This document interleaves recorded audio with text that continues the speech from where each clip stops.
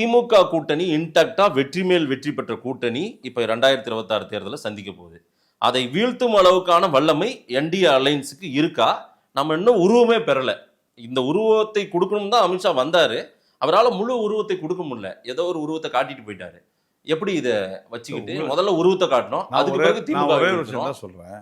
உங்களுக்கு மனதும் சரியில்லை, கண்களும் சரியில்லைன்னா நான் ஒண்ணுமே செய்ய முடியாது.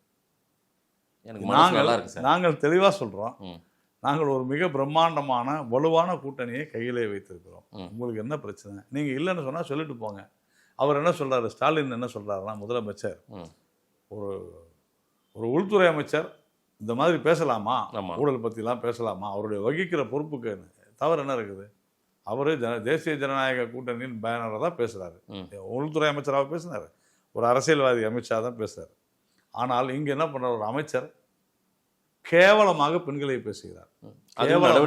ஸ்டாலினே எடுத்துட்டாரு. ஒரு நிமிஷம் இருங்க, நான் முடிச்சிடுறேன். கேவலமாக நான் சொல்ற பாயிண்ட் நல்லா புரிஞ்சுங்க. வித்தியாசத்தை சொல்றீங்க, சொல்லிட்டீங்க முன்னையே பேசல. திரும்ப திரும்ப நீங்க பொன்முடி ஹைலைட் பண்ணனும்னு ஒரு அமைச்சர் தான் சொல்லிட்டீங்களே. ஒரு அமைச்சர் நீங்க பொன்முடின்னு பேசுறீங்க, திமுக வந்து கட்சி நடவடிக்கை எடுத்துன்னு சொல்றீங்க. நான் சொல்கிறேன், ஒரு அமைச்சர் கேவலமாக பேசுகிறார் பொதுவெளியில. ஒரு முதலமைச்சராக ஸ்டாலின் அவர்கள் என்ன செய்தார்?